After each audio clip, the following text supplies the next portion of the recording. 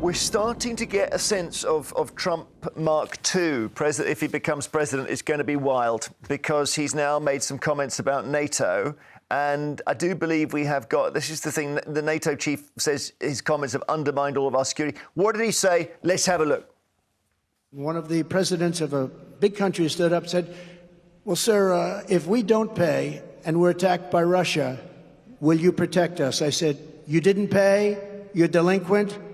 He said, yes, let's say that happened. No, I would not protect you. In fact, I would encourage them to do whatever the hell they want. You got to pay. You got to pay your bills. So he's upset that other NATO members don't pay the same as the USA, and he's saying he would encourage Russia to invade them. I think this is about as serious as it gets, isn't it? Somebody who could very well be the next president of the United States, effectively saying that he would encourage Russia to, as you say, invade. Isn't taking him seriously the biggest mistake you can make?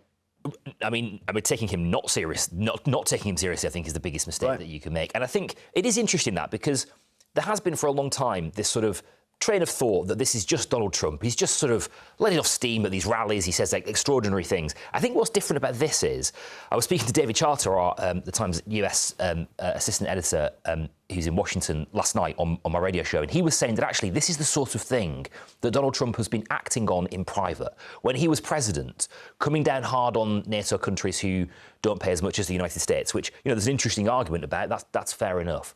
You know, we saw what happened with Ukraine on Donald Trump's watch in terms of some potential threats to withhold aid, the way that he deals with these geopolitical moments and geopolitical crises, the way that he did as president is enough to alarm us. And enough, I think, for us to conclude that this isn't just him letting off steam. This is something that I think he would do if he was in the White House. Well, I don't know, because he keeps saying, or his people keep saying, there weren't any new wars when he was president. So the Ukraine Mark I, the invasion of Crimea, was under Obama, and Mark II was under Biden. Yeah, I think I accept what you're saying, but I also think we are in an election period. He is trying to get through to the presidency. He's saying something to a crowd, an American crowd, that NATO, everyone needs to cough up. I actually think that is fair enough.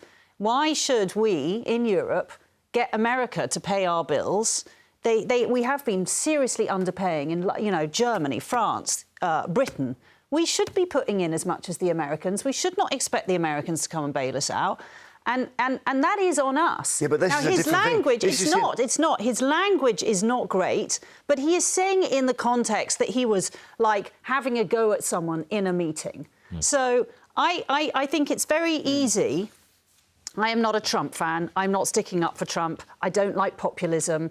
But I do think the serious point he is making is that we should not rely on the Americans to cough up for our security. Germany should be putting way more in, and the others should. That may be true, but you could still. But hang on a minute. He's saying that Russia has got a right to invade countries that don't pay their whack to NATO. Yeah, but that is, a joke. And that's where I agree with you. Yeah. That is Donald Trump talking to a home crowd where he wants to win an election. Daryl's saying take it seriously. You're saying it's a joke. I think I'm take not it very saying seriously. it's a joke. I'm saying put it in the context of that is a rally where he is trying to reach. Well, I tend towards Emily's view, which is that this is a gag. Yeah, right? but I don't think it's a gag. I'm listening carefully to Daryl, who doesn't agree.